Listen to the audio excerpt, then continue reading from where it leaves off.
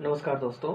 अड्डेबाजी में आप सभी का स्वागत है और आप देख रहे हैं हमारा चैनल संघर्ष द स्ट्रगल। मेरा नाम है चंद्रशेखर। और जैसे कि हम लोग जानते हैं 14 सितंबर से संसद का मॉनसून सत्र शुरू हो चुका है और इस जिसमें कि प्रश्नकाल को स्थगित कर दिया गया। तो आज हम लोग बात करेंगे प्रश्नकाल पर और प्रश्नकाल के विभिन्न से जुड़े विभिन्न पहलुओं पर और इसके महत्व एवं एक भविष्य पर। तो चलिए लिए चलते हैं हम आपको अगले वीडियो में, जहां हम लोग बात करेंगे प्रश्नकाल। प्रश्नकाल, क्वेश्चन आवर। संसदीय प्रश्न एक ऐसा माध्यम है जिसके द्वारा संसद प्रशासन पर या सांसद प्रशासन पर निगरानी रखते हैं और इसका प्रयोग उन सब देशों में किया जाता है जहां संसदीय लोकतंत्र की प्रणाली विद्यमान है। इस प्रणाली में सरकार अपनी प्रत्येक भूल चूक के लिए संसद के प्रति और संसद के द्वारा लोगों के प्रति उत्तरदायी होती है। दोनों सदनों में प्रत्येक बैठक के प्रारंभ में 1 घंटे तक प्रश्न किए जाते हैं और उनके उत्तर दिए जाते हैं। इसे प्रश्नकाल कहा जाता है। प्रश्नकाल संसद में सबसे जीवंत समय या घंटा होता है जब सांसद संबंधित मंत्रियों से उनके कामकाज के बारे में सवाल करते हैं। ऐसे प्रश्न या ऐसे सवाल उनकी जवाबदेही सुनिश्चित करने में सहायक होते हैं। सरकार के प्रश्न सर्वप्रथम आजादी सरकार से जो प्रश्न सर्वप्रथम आजादी से पूर्व 1893 में पूछा गया था और ये सरकारी आदेश के अनुसार ग्रामीण दुकानदारों को अधिकारियों के दौरे का खर्च उठाना था। सवाल इसी आदेश के विरुद्ध था। सांसदों द्वारा प्रश्न जानकारी प्राप्त करने और सरकार या मंत्रियों द्वारा कार्यवाही करने के या फिर मंत्रियों या सरकार से कार्यवाही कराए जाने के उद्देश्य से किया जाता है। पिछले 70 सालों में सांसदों द्वारा इस संसदीय उपक्रम का इस्तेमाल सरकार के क्रियाकलापों को प्रकाश में लाने के लिए किया जाता रहा है। यहाँ पूछे गए प्रश्नों के माध्यम से वित्तीय अनियमितताओं एवं उससे संबंधित आंकड़ों को जनता के बीच लाया जाता है। 1991 के बाद जब से संसदीय प्रक्रियाओं का प्रसारण किया जाने लगा, प्रश्नकाल सबसे ज्यादा देखा जाने वाला संसदीय कार्यक्रम बन गया। इसके बाद आता है शून्यकाल। प्रश्नकाल के बाद का जो अगला 1 घंटा होता है वो शून्यकाल कहा जाता है। वैसे तो शून्यकाल का संविधान में कोई जिक्र नहीं है, फिर भी यह संसदीय कार्यों का एक महत्वपूर्ण हिस्सा बनता जा रहा है। शून्यकाल संसदीय व्यवस्था में भारतीय योगदान है। शून्यकाल की अवधारणा मूल रूप से संसदीय व्यवस्था लागू होने के पहले ही दशक में प्रारंभ माना जाता है। ये 50-60 के दशक के आसपास माना जाता है इसकी शुरुआत। इस समय संसद क्षेत्रीय या राष्ट्रीय मुद्दों पर सरकार का ध्यान आकर्षित करते हैं जिस पर तत्काल चर्चा की जरूरत है। संसद में भोजनावकाश दोपहर 1 बजे होता है। इससे पहले 1 घंटे यानी 12 से 1 बजे के बीच ये जो 1 घंटा होता है वो शून्यकाल का होता है। इसमें बिना पूर्व सूचना के कुछ मुद्दे उठाए जाते हैं। अब बात करेंगे हम लोग प्रश्नकाल के संचालन की। प्रश्नकाल से संबंधित सभी पहलुओं के लिए विस्तृत नियमावली बनी हुई है, नियम बने हुए हैं उसके। प्रश्नकाल को संचालित करने से संबंधित अंतिम अधिकार दोनों सदनों के पीठासीन अधिकारी के पास होता है। सामान्यतः बैठक का पहला घंटा प्रश्नकाल के लिए होता है। संसदीय कानूनों के माध्यम से यह निर्धारित होता है कि किस प्रकार के प्रश्न सांसदों या सभासदों से पूछे जाएंगे। सांसदों या सभासदों द्वारा मंत्रियों से पूछे जाएंगे। प्रश्नकाल के दौरान पूछे गए प्रश्न 150 शब्दों से अधिक के नहीं होने चाहिए। प्रश्न भारत सरकार के अधिकार क्षेत्र से संबंधित होने चाहिए, यानी कि ये किसी के व्यक्तिगत अधिकारों या अंतर्राष्ट्रीय मामलों से जहां भारत सरकार के अधिकार नहीं है उनसे संबंधित नहीं होने चाहिए। गोपनीय एवं न्यायिक प्रक्रिया के अधीन मुद्दों से संबंधित प्रश्न नहीं पूछे जाते, यानी कि ऐसे मुद्दे जो गोपनीय हैं सुरक्षा की दृष्टि से या अन्य कारणों से, तथा ऐसे मामले जो कि न्यायालय के समक्ष लंबित हैं न्याय के लिए, उन पर भी सवाल नहीं किए जाते। अंततः पीठासीन अधिकारी को ही निर्धारित करना होता है कि किस प्रकार के प्रश्न पूछे जाएंगे।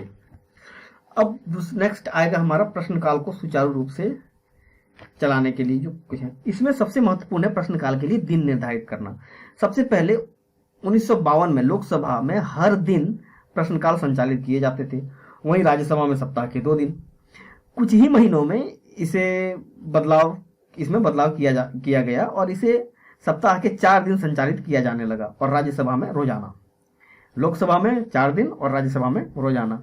आज दोनों ही सदनों में सत्र के हर दिन प्रश्नकाल संचालित किए जाते हैं, परंतु जिस दिन संसद को राष्ट्रपति संबोधित करते हैं उस दिन प्रश्नकाल स्थगित रहता है, तथा जब वित्त मंत्री बजट पेश करते हैं तब भी प्रश्नकाल नहीं होते, उस दिन भी प्रश्नकाल आयोजित नहीं किया जाता। सांसदों द्वारा पूछे गए प्रश्नों के उत्तर देने के लिए मंत्रालयों को अलग अलग समूहों में रखा जाता है, उसी के अनुसार दिन निर्धारित किया जाता है। उदाहरण के लिए कोई देख लें, गुरुवार का दिन लेते हैं। गुरुवार को नागरिक उड्डयन, श्रम एवं आवास तथा युवा एवं खेल मामलों आदि के मंत्रालय सभासदों के प्रश्नों का उत्तर प्रश्नकाल में देते हैं। प्रश्न पूछने वाले सांसद को यह निर्धारित करना पड़ता है कि वे उत्तर लिखित या मौखिक चाहते हैं। ऐसे प्रश्न जिनका उत्तर सांसद सदन के फ्लोर पर यानी सदन के पटल पर चाहते हैं उन्हें तारांकित कर दिया जाता है और उन्हें तारांकित प्रश्न कहते हैं। ऐसे प्रश्नों के उत्तर संबंधित मंत्री मौखिक रूप से, और लिखित तो होता ही है, उसके अलावा मौखिक रूप से भी उनका जवाब सदन में पढ़कर देते हैं। अब देखते हैं उत्तर देने की जो तैयारी होती है उसके लिए भी एक तैयारी करना पड़ता है मंत्रियों को उत्तर देने के लिए। प्रश्नकाल के लिए जो मंत्रालय को है प्रश्न 15 दिन पहले ही उपलब्ध करा दिया जाता है। वे तीखे पूरक प्रश्नों के लिए भी तैयार होते हैं जो कि सदन में पूछे जा सकते हैं। सरकारी अधिकारी वहां बने दीर्घा या गैलरी में संबंधित दस्तावेजों के साथ उपस्थित रहते हैं जो पूरक प्रश्नों के मामले में मंत्रियों को तथ्य उपलब्ध कराते रहते हैं। सदस्यों को सरकारी क्रियाकलापों के बारे में आंकड़े जुटाने के लिए भी प्रश्नों को लिखित रूप में ही देना पड़ता है और इस प्रकार के प्रश्नों को अतारांकित प्रश्न कहा जाता है। जो आंकड़े जुटाने से संबंधित है, जिनका जवाब उन्हें आंकड़ों से संबंधित जो उन्हें मौखिक नहीं चाहिए होता, उन्हें लिखित चाहिए होता है, इन्हें अतारांकित प्रश्न कहते हैं। अब एक हर किसी के दिमाग में आता है कि सवाल आता होगा कि क्या सवाल सिर्फ सरकार या फिर मंत्रियों से ही किए जाते हैं? तो इसका जवाब है नहीं। सवाल आप जो वहां के जो सांसद हैं सहकर्मी सांसदों से भी किए जा सकते हैं। सामान्यतः सांसद मंत्रियों को जवाबदेह बनाने के लिए या उनकी जवाबदेही सुनिश्चित करने के लिए प्रश्न पूछते हैं, लेकिन उनके पास अपने सहकर्मी सांसदों से भी प्रश्न पूछने का अधिकार होता है। इस प्रकार के प्रश्न सीमित होते हैं। सांसद जो किसी बिल अथवा अन्य क्रियाकलापों से संबंधित होते हैं से संबंधित प्रश्न पूछे जा सकते हैं। यदि पीठासीन अधिकारी अनुमति दे तो सदस्य 15 दिन से कम समय में भी जवाब मांग सकते हैं।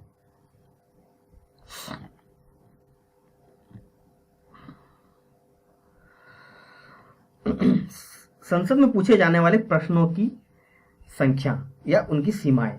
पूछे जाने वाली प्रश्न है उनकी संख्या को लेकर साल दर साल नियम बदलते रहते हैं या फिर बदलते रहे हैं। 1960 तक लोकसभा में अतारांकित प्रश्नों को लेकर कोई सीमा नहीं थी। वर्तमान में तारांकित एवं अतारांकित प्रश्नों के पूछे जाने से संबंधित सीमाएं हैं।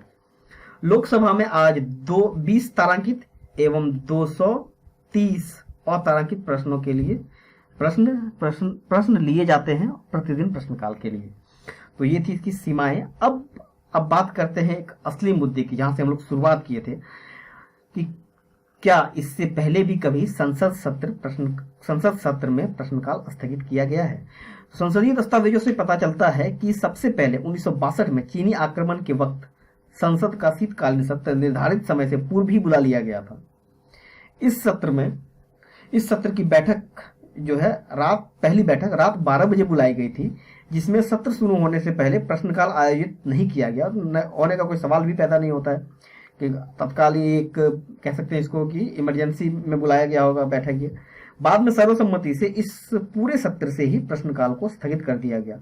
कहा जाता है कि आपातकाल के दौरान भी प्रश्नकाल नहीं होते थे। तो ये था आज का हमारा प्रश्नकाल से रिलेटेड एक परिचय। और चलिए अब हम वीडियो के नेक्स्ट सेगमेंट में, जिसमें हम लोग बात करेंगे प्रश्नकाल और इससे रिलेटेड कुछ मुद्दों पर, और उसमें हम लोग हमारे साथ चर्चा करने के लिए होंगे हमारे साथ विश्वनाथ। तो दोस्तों हम आ चुके हैं वीडियो के आखिरी सेगमेंट में, जहां हम लोग संबंधित मुद्दे से पर चर्चा करते हैं। तो जैसे आज हमें पता है कि हम आज का हमारा जो टॉपिक है जिस पर हम लोग बात कर रहे हैं वो है प्रश्नकाल, संसद में प्रश्नकाल। तो इस मुद्दे पर पहुंचने से पहले अब हमारे सामने जो आप देख रहे हैं चेहरे पर, सॉरी स्क्रीन पर एक नया चेहरा है। जो हमारे पुराने दर्शक हैं उनके लिए बिल्कुल नया चेहरा होगा। ये हमारे साथी बोले सीनियर मित्र के हैं, विश्वनाथ पांडे जी हैं, जो कि भारतीय स्टेट बैंक बेंगलुरु में कार्यरत है शाखा प्रबंधक के रूप में। जी विश्वनाथ। जी नमस्ते। आपके सभी देखने वालों को मेरा नमस्कार, और आपको भी चंद्रशेखर जी, आपने ये जो प्रयास किया है टेक्नोलॉजी के माध्यम से लोगों को बुलाने का और एक करंट टॉपिक पे डिस्कस करने का, थोड़ा सा ताकि वो हमें इजी लगे, लोगों को इजी लगे, समझ में आए आखिर हो क्या रहा है। आपके इस पहल के लिए आपको बहुत बहुत धन्यवाद। जी आपको भी बहुत बहुत धन्यवाद, हमारे साथ आ रहे हैं। चलिए अभी धन्यवाद का भी सिलसिला भी चलेगा। तो आप वैसे आईपीएल देखते हैं? आईपीएल तो शुरू हो चुका है। जी हाँ, मैं क्रिकेट का बहुत बड़ा फैन हूँ, शौकीन हूँ। अच्छा, तो किस टीम को आप चेयर कर रहे हैं? मेरा तो 2008 से, जब से आईपीएल बना है तब से लेकर आज तक Chennai Super King is my favourite team. Mahendra Singh Dhoni. जी हाँ, बिल्कुल, नो डाउट। हालांकि दूसरे सर, हाँ जी हाँ बोलिए। बेंगलुरु का भी टीम है क्या? जी हाँ, आरसीबी है, रॉयल चैलेंजर बेंगलुरु। अच्छा, विराट कोहली। आप सर बेंगलुरु में हैं तो आपको उनको भी सपोर्ट करना चाहिए, क्योंकि अभी आप वर्तमान में बेंगलुरु में रह रहे हैं। नहीं, जैसे होता है ना कि पहला प्यार, पहली चॉइस, वो कायम है अभी तक और चलेगा। हाँ, लेकिन चलिए पहुंचते हैं अब सीधे मुद्दे पर। जैसे कि हम लोग पहले प्रेजेंटेशन वाले वीडियो में हम लोग प्रश्नकाल पर चर्चा कर चुके हैं, तो आज अब इसकी तकनीकी जो भी इसका जो फैक्चुअल एस्पेक्ट में नहीं है, अब हम सीधे इस पर से बातचीत करेंगे। तो हम विश्वनाथ आपसे जानना चाहेंगे, आप हमारे दर्शकों को एक बिल्कुल साधारण भाषा में बताएं कि प्रश्नकाल क्या है और अभी चर्चा में है, तो आखिर मामला क्या है पूरा? जैसा कि हमारा देश एक लोकतांत्रिक देश है, हम दुनिया के सबसे बड़े लोकतंत्र के रूप में जाने जाते हैं, और हमने डेमोक्रेसी को लगातार, जब से हम आज़ाद हुए हैं, डेमोक्रेसी को लगातार डेवलप करते जा रहे हैं। हम कह सकते हैं डार्विन के विकासवाद के सिद्धांत के मुताबिक हम इवोल्यूशन के दौर में हैं, साथ ही साथ हम डेवलपमेंट भी कर रहे हैं, दोनों काम साथ साथ चल रहा है। तो उसी डेमोक्रेटिक सेटअप के अंतर्गत हमारे पास एक लोकसभा है, राज्यसभा है, राष्ट्रपति, ये तीनों के सम्मिलित रूप को हम पार्लियामेंट के नाम से जानते हैं। तो पार्लियामेंट की जो सीटिंग होती है, पार्लियामेंट के सारे मेंबरगण, सारे सदस्य जो हमारे मेंबर ऑफ पार्लियामेंट्स हैं, वो जब बैठते हैं, किसी भी दिन बैठे हैं, उनका जो बैठने का जो पहला घंटा है, फर्स्ट आवर, वो प्रश्नकाल के रूप में जाना जाता है। इसमें कोई भी मेंबर ऑफ पार्लियामेंट्स, आमतौर पे विपक्ष के लोग होते हैं, वो किसी मंत्री से या प्रधानमंत्री से, महोदय से भी कोई सवाल पूछ सकते हैं। तो सवालों के पूछने का चार स्वरूप है, चार तरह के क्वेश्चंस होते हैं। जैसा आप भली भांति हम लोग सब जानते ही हैं, तारांकित प्रश्न, starred questions, unstarred questions, short notice questions and questions to private members. ये चार तरह का क्वेश्चन है। तो अभी ये जो कोरोना जो विश्वव्यापी महामारी का रूप ले चुकी है, इसके संदर्भ में भारत की संसद ने ये फैसला किया है कि हमारी बैठकों में जो हाल के, मुझे लगता है कि पिछले हफ्ते स्टार्ट हो चुका है संसद का ये मानसून सत्र, इसमें ये फैसला किया गया कि प्रश्नकाल नहीं रहेगा। 14 सितंबर। जी हाँ, धन्यवाद। वो इसमें प्रश्नकाल नहीं रहेंगे, अर्थात कोई क्वेश्चन कोई मेंबर सरकार से नहीं पूछ सकते हैं। तो इसको लेकर के थोड़ी सी बहस छिड़ सकती है या छिड़ रही है कि जब सरकार किसी के क्वेश्चंस का आंसर नहीं देंगे, जब हमारे मंत्री महोदयगण वो अगर क्वेश्चंस का उत्तर ना दें, ये क्वेश्चन पूछने की परंपरा दुनिया के हर एक लोकतंत्र में है। ये दुनिया के जितने भी अच्छे अच्छे लोकतांत्रिक देश हैं, वहाँ सब में ये परंपरा का निर्वहन किया जाता है, या ये कहें कि जहाँ पर संसदीय प्रणाली मौजूद। जी हाँ, जाहिर सी बात है कि अगर ये राजशाही है, मोनार्की है, वहाँ तो क्वेश्चन पूछने का सवाल ही नहीं है, राजा की इच्छा ही ईश्वर का आदेश होता है। वैसे चाइना भी अपने आप को लोकतंत्र ही कहता है। जी हाँ, चाइना, रशिया, ये शरीर के सारे लोकतंत्र ही हैं, लेकिन भारत का एक अलग स्थान है दुनिया के लोकतांत्रिक अगर पटल पे देखें तो भारत का एक अलग स्थान है। तो पहली बार हमारे यहाँ, पहली बार मैं नहीं कहूंगा, इतिहास में 2-3 बार ऐसा हो चुका है, जैसे 1962 का जो चाइनीज हमला था, और 1971, अगर मैं गलत नहीं हूँ तो 1971 के समय भी प्रश्नकाल को स्थगित किया गया था, बाद में से रिस्टोर किया गया। जैसा टाइम के आने के बाद ये प्रश्न पूछने की परंपरा को दोबारा लाया गया। अभी फिलहाल बहस इस बात की है कि इस महामारी के दौर में, जहाँ की कई प्रश्न हैं उठ खड़े हुए हैं एक साथ, न केवल महामारी के फ्रंट पे, बल्कि जानकारों का कहना है कि इकोनॉमी के फील्ड में भी क्वेश्चंस आ रहे हैं। भारत के जो चाइना के साथ जो संबंध हैं, जो बिगड़े हैं, अभी हालात बिगड़ते हुए दिख रहे हैं, उनके संदर्भ में भी कई क्वेश्चंस हैं। और विपक्ष सरकार को इस अवसर पे, विपक्ष के हिसाब से इस अवसर पे उन्हें सरकार से कई सारे सवाल पूछना चाहिए भी। और ऐसे परिदृश्य में इस लाजिमी बहुत माहौल में इस परंपरा को अचानक से स्थगित कर देना, ये एक विवाद का विषय उभर के सामने आया। जी चलिए, तो अब बात के सिलसिले को आगे बढ़ाते हुए तो आपसे अगले टॉपिक पर बात करना चाहेंगे कि संसदीय व्यवस्था में ये जो प्रश्नकाल है, जो जैसे कहा कि आपने कि जो हम लोग जानते हैं, आपने भी बात किया कि जो पहला जो संसद सत्र का सीटिंग का जो पहला घंटा होता है, किसी भी दिन का पहला घंटा, यानी ये जनरली 11 से 12 बजे के बीच का होता है। ये प्रश्नकाल, ये इसका क्या महत्व है, कितना क्या महत्व है, आप इसको एक आम आदमी की भाषा में समझाएं इसको। जैसा मैंने आपके पहले प्रश्न के चर्चा के संदर्भ में मैंने कहा, प्रश्न आखिर पूछते क्यों है? सिंपल सी बात है कि हम कोई क्वेश्चन आखिर पूछते क्यों है। अगर हमें उस विषय के बारे में जानकारी ना हो पहला, तो हम उत्तर जानने की कोशिश करते हैं। दूसरा, कई बार ऐसा होता है कि हम जो चाहते हैं, जो हमारी इच्छा है, अभिलाषा है, वो अगर हम प्रकट करना चाहें तो हम उसे एक प्रश्न का स्वरूप देकर के पूछते हैं। ठीक उसी तरह से लोकतंत्र में जितने भी सदस्य हैं, हमारे जो भी मेंबर्स हैं, चाहे वो एमएलए हो या एमपी हो, वे सब जनता के प्रतिनिधि हैं। मतलब हम अपनी सारी शक्तियों को, लोकतांत्रिक शक्तियों को उनमें इन्वेस्ट किया है, उनको दिया है, और वो हमारा प्रतिनिधित्व करते हैं, सामूहिक प्रतिनिधित्व वो करते हैं। तो हमारी जो क्वेश्चंस है, जो जनता के जो क्वेश्चंस है, वो हमारे एमपी को वहां पूछने चाहिए, सरकार से पूछने चाहिए, या मिनिस्टर से पूछने चाहिए, या किसी खास मंत्री से पूछने चाहिए संबंधित विभाग के।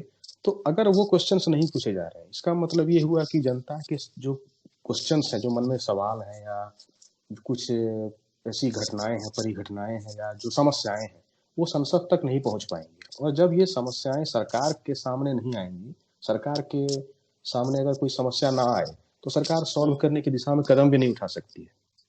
इस हिसाब से क्वेश्चंस का वहां तक पहुंचना, एक गांव से लेकर के संसद भवन तक किसी सवाल का पहुंचना, ये लोकतंत्र में बहुत जरूरी है। मेरे ख्याल से ये लोकतंत्र में ऑक्सीजन का काम कर सकता है। अब विश्वनाथ, मैं जहां तक जैसे मानता हूं कि कोई भी सत्ता है, चाहे वो लोकतांत्रिक हो, monarchy हो, राजतंत्र हो, निरंकुशता एक सत्ता का स्वाभाविक गुण होता है। और निरंकुशता सत्ता का स्वाभाविक गुण होता है। इस निरंकुशता को, उसको काउंटर करने के लिए, उसे कंट्रोल करने के लिए सवाल पूछा जाना बहुत जरूरी होता है। ये जो सवाल पूछे जाते हैं, ये सवाल उन्हें जवाबदेह बनाने के लिए होता है, उनकी जवाबदेही सुनिश्चित करने में सहायक साबित होते हैं। जी हाँ, ये पूरी तरह से सत्य है। जैसा डेमोक्रेसी का जो डेफिनेशन है, जो हम लोग डेफिनेशन जानते हैं कि लोकतंत्र जनता का, जनता के लिए, जनता द्वारा शासन है। मतलब हमारी जो सरकार है, वो भी हम में से ही निकल के गई है। कोई हमारे ही जैसे कोई व्यक्ति, या आपके जैसे कोई व्यक्ति, वो चुनाव की प्रक्रिया में जाते हैं, चुन करके संसद सदस्य बनते हैं, या मंत्री बनते हैं, या प्रधानमंत्री बनते हैं, और फिर वो हमारे सुविधा के लिए या हमारे लिए वो कानून बनाते हैं, वो हमारी तरफ से कानून बनाते हैं। तो इस हिसाब से अगर हम प्लस ये सत्ता का स्वरूप, आपने सही ही कहा कि कोई भी सत्ता, अगर किसी सत्ता नहीं, अगर छोटे से लेवल पे भी अगर हम देखें, अगर कोई व्यक्ति मतलब शासन की स्थिति में आता है, तो वो चाहेगा कि 10 काम अगर जनता का हो, तो 2 काम उनकी इच्छा भी चले। तो इच्छाचारी होना, निरंकुश होना, ये तो स्वाभाविक सी है। मतलब गुरुत्व का जो नियम है, कोई वस्तु अगर ऊपर जाएगी तो वो नीचे आएगी। मतलब ये सिंपल सी बात है।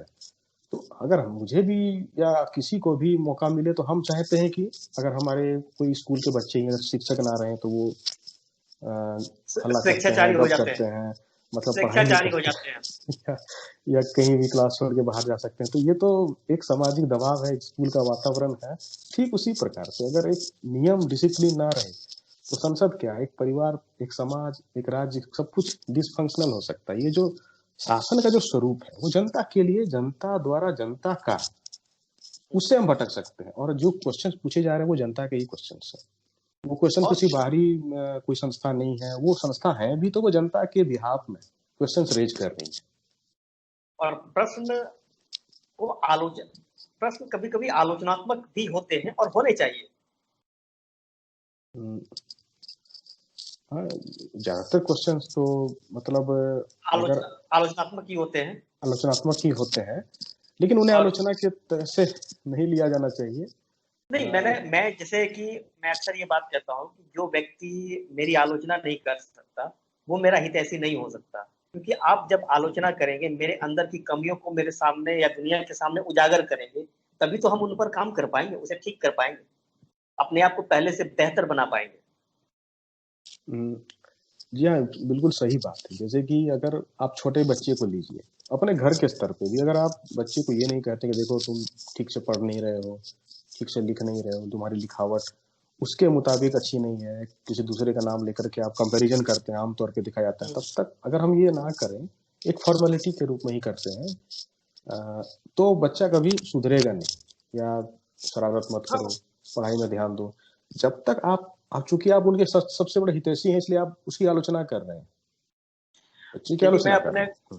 यदि मैं कहूँ कि मेरे गांव की सड़क टूटी हुई है, सीधा साधा सवाल करूं, तो शायद पता नहीं ये निर्देशात्मक हो जाता है या आदेशात्मक हो सकता है, लेकिन इसी को हम सवाल के रूप में भी बोल सकते हैं कि सड़क टूटी हुई है, ये कब तक बन सकता है या फिर कब तक बनने की ठीक होने की संभावना है। ऐसे सवाल, या फिर इससे भी कई बार कई तीखे सवाल किए जाते हैं। मैं बिल्कुल सामान्य बात कह रहा हूँ, जबकि जब हम लोग जैसे कि जानते हैं कि जो संसदीय प्रक्रिया में ये प्रश्नकाल महत्वपूर्ण उपक्रम है, और ये जो प्रश्नकाल का जो घंटा है, जब से ये प्रसारण शुरू हुआ है, टेलीकास्टिंग होता है इसका टीवी पर, सबसे ज्यादा देखा जाने वाला घंटा ये है, प्रश्नकाल।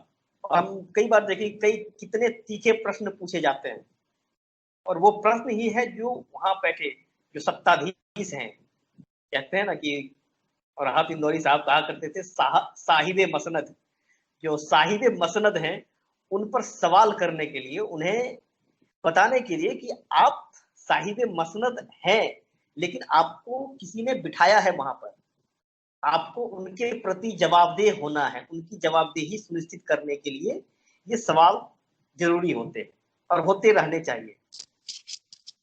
तो चलिए अब इस चर्चा को आगे बढ़ाते हुए हम एक, ये सवाल थोड़ा तीखा हो सकता है कि जब आज देख रहे हैं कि आज चारों ओर संकट है, चाहे वो महामारी हो, मंदी हो, या फिर चाइना की तरफ से जो एक एग्रेशन वाली स्थिति है, तो ऐसे में बहुत जगह स्थिति को स्पष्ट करने की जरूरत थी, विपक्ष को भी अपनी स्थिति स्पष्ट करने की जरूरत थी। उसमें प्रश्नकाल और प्रश्नों की जो भूमिका होती बहुत महत्वपूर्ण होती, लेकिन ऐसे में जब प्रश्नकाल को ही स्थगित कर दिया गया, तो इस परिस्थिति को आप कैसे देखते हैं? आप ने सही कहा है। जैसा कि सरकार का ये कहना था कि प्रश्नकाल को पूरी तरह से स्थगित कर दिया जाएगा, बाद में विरोध उत्पन्न हुआ, कई पार्टियों ने भी विरोध प्रकट किया है, जैसा कई वेबसाइट्स और समाचार पत्र में भी आप देख सकते हैं, जान सकते हैं, हम लोग भी आए दिन देख रहे हैं। तो अभी सरकार रिटर्न में आंसर देने के लिए सहमत हुई है कि हाँ, आंसर दिया जाएगा रिटर्न में, ओरली वो आंसर नहीं देंगे। मतलब तारांकित प्रश्न जो थे पहले, स्टार क्वेश्चंस, उसे पूछने की इजाजत नहीं है। अनस्टार्ड क्वेश्चंस के माध्यम से आप क्वेश्चंस को आप इन्फॉर्म करिए एडवांस में, उनका उन्होंने रिटर्न में आंसर देना शुरू किया है। लेकिन ये भी लोकतंत्र की बुनियादी जो स्वरूप है, बुनियादी स्वरूप है, वो उससे हटके है। आप ओरली आंसर आप दे करके आप ज्यादातर कन्विंस कर सकते हैं सदस्यों को। जैसा कि अब आमतौर पे क्या होता है कि जो क्वेश्चंस पूछे जा रहे हैं और सरकार जो आंसर देती है, वो थोड़ा सा वो डाइवर्सन ऑफ सब्जेक्ट हो जाता है, वो सब्जेक्ट से थोड़ा सा निकल जाते हैं। इस बारे में थोड़ी सी बातें रखी जा रही हैं। और ओरली क्वेश्चंस आप डायरेक्टली मंत्री से क्वेश्चंस करके या किसी को पूछ करके आप ज्यादा आप अकाउंटेबिलिटी को सुनिश्चित कर सकते हैं। बिल्कुल। तो अब आज की जो स्थिति है, आज में यहाँ पर, तो अब चलिए अब आगे इसको बहुत ज्यादा न खींचते हुए हम सीधे आखिरी प्रश्न की ओर हम बढ़े, तो अब देख सकते हैं कि आज जो ऐसे प्रश्नकाल को स्थगित कर दिया गया, जैसे कि हम पहले भी हम लोग बात कर चुके हैं कि इससे पहले प्रश्नकाल को स्थगित करने की बात हुई थी 1962 में, सबसे पहली बार जब चाइना का आक्रमण हुआ था और शीतकालीन सत्र को समय से पहले बुला लिया गया था और जो पहली बैठक थी रात के 12 बजे बुलाई थी। तो ऐसे में प्रश्नकाल आयोजित करने का कोई मतलब प्रश्न ही नहीं था। तो फिर बाद में एक सर्वसम्मति से उस पूरे सत्र से प्रश्नकाल को हटा दिया गया। और फिर जब आपातकाल की स्थिति आई थी, आपातकाल में भी जो संसद सत्र चल रहे थे वो बस आपातकाल, जान रहे कि आपातकाल नाम से ही वो संसद सत्र काफी जी हाँ। मतलब एक औपचारिक रही होगी। वहां भी प्रश्न पूछने की आजादी नहीं थी या प्रश्नकाल नहीं होते थे। ऐसे में यदि हम आज की बात करें, जब आज ऐसी परिस्थितियां तो दिखती नहीं है प्रश्नकाल को स्थगित करने के लिए, तो इसका दूरगामी प्रभाव क्या हो सकता है? थोड़ा सा मैं इसके बारे में बताना चाहूँगा कि स्थगित करने के पीछे जो सोची समझी जो संकल्पनाएं रही होंगी सरकार के अनुसार, ये है कि अभी कोरोना के समय में वो सोशल डिस्टेंसिंग नॉर्म्स है, movement of people, movement of goods, ये सब कुछ रेस्ट्रिक्टेड है। तो जब भी कोई क्वेश्चंस पूछा जाता है किसी भी सदस्य के द्वारा, तो ऐसा नहीं कि क्वेश्चंस अचानक से पूछे गए और अचानक से जवाब भी निकल जाता है। इसकी एक प्रक्रिया है कि क्वेश्चंस को 15 दिन के अंदर आपको एडवांस में बताना पड़ता है कि क्वेश्चंस हैं। उसके बाद संबंधित मंत्री संबंधित विभाग को, अपने विभाग के सचिव को वहां से लेकर के वो जिले स्तर तक वो जाता है और सभी एक डाटा पूरे देश से डाटा संकलित होकर के वो डाटा आखिरकार संसद पहुंचता है। फिर संसद की स्थायी समितियां जो होती है, पार्लियामेंट्री कमिटीज, वो उन्हें देखती हैं और उन्हें कलेक्ट करके कोलेशन करके वो मंत्री के पास सम्मुख प्रस्तुत किया जाता है। कभी कभी देखा जाता है कि वो समितियों के जो सदस्य हैं वो मंत्रियों को ब्रीफिंग भी करते हैं, समझाते भी हैं कि आपको क्वेश्चंस का आंसर इस तरह से देना है। तो अभी चूंकि ये महामारी के दौर में उन समितियों को भी मतलब उनके जो कर्मी हैं वो भी अटेंड नहीं कर पा रहे, पूरी तरह से फुल फ्लेज्ड मैनर से वो काम नहीं कर पा रहे हैं। तो इन वजहों से ये डाटा संकलन का जो काम है, जो क्वेश्चंस का जो आंसर का जो एकत्रीकरण का काम है, वो ठीक से हो नहीं पा रहा है, जिसके वजह से सरकार ने ये समझा कि अभी फिलहाल अभी हम जानकारी नहीं दे सकते हैं। इन लॉजिस्टिकल प्रॉब्लम उन्होंने बताया है, लॉजिस्टिकल कंस्ट्रेंट की वजह से इस हिसाब से अभी इस वक्त ये स्थगित किया गया है। ऐसा कुछ नहीं, मुझे नहीं लगता है कि ये प्रश्नकाल हमेशा के लिए स्थगित होगा। आने वाले दिनों में जैसे स्थिति अच्छी होगी, ये दोबारा अच्छे से काम करना शुरू करेंगे, जैसा कि पहले भी हुआ है। जी हाँ, उम्मीद करते हैं कि प्रश्नकाल, उम्मीद क्या, ऐसा ही होगा, ऐसा ही होना चाहिए। ऐसी ये जो स्वराज लोकतंत्र की जो स्वस्थ परंपराएं हैं ये जारी रहे और हमारे लिए जो लोकतंत्र की जो स्थिति है ये दिनों दिन बेहतर हो और बेहतर होता जाए, इसके लिए सवाल जरूरी है। तो सुना था, आगे चर्चा को खत्म करने से पहले तो क्या आप अंत में दर्शकों को जो कि हमारी तरह हैं या फिर हमसे जूनियर हैं उनसे कुछ कहना चाहेंगे, कुछ सलाह?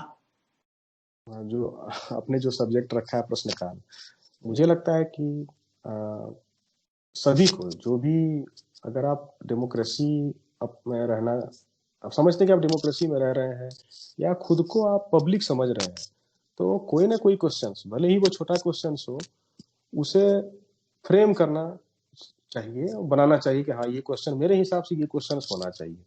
भले आप उत्तर ना पा सकें, लेकिन क्वेश्चंस बनाने की प्रक्रिया चलती रहनी चाहिए। और जब 100 क्वेश्चंस होंगे तो कम से कम 2 क्वेश्चन हम कहीं पूछ सकते हैं। और अगर हम खुद प्रश्न विहीन हो चुके हैं, अगर एक नागरिक ही खुद प्रश्न विहीन हो चुका है, तो वो अपने नेता से क्या उम्मीद रखेगा?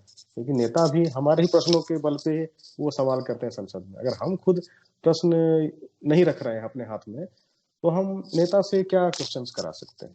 हमारे क्वेश्चंस को वो हमारी तरफ से पूछते हैं, खुद हमारे पास प्रश्न नहीं है तो वो फिर क्या पूछेंगे? तो मुझे मतलब यही बात कहनी है। और जी कंटिन्यू जी कीजिए। जी आप बोलिए।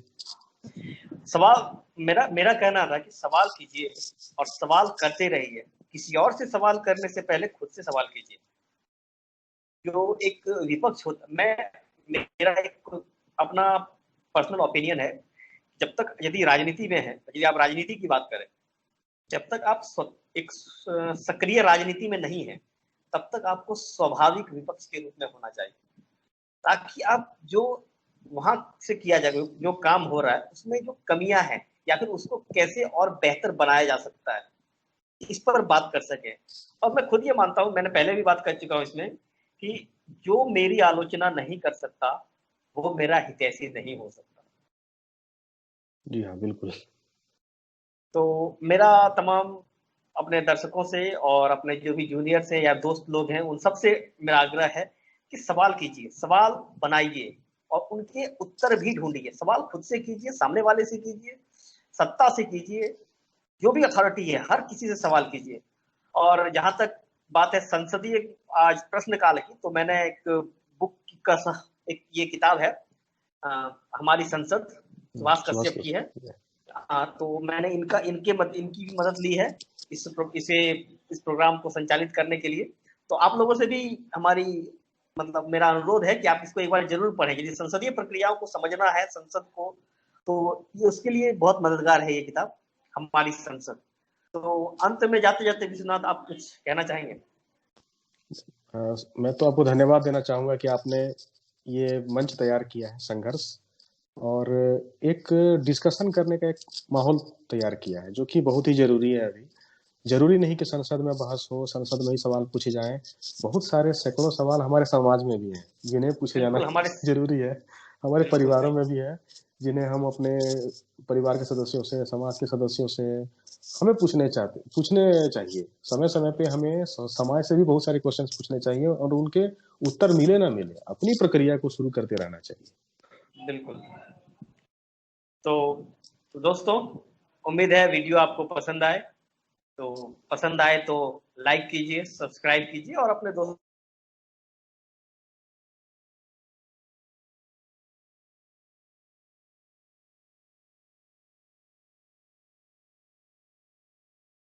को शेयर भी कीजिए।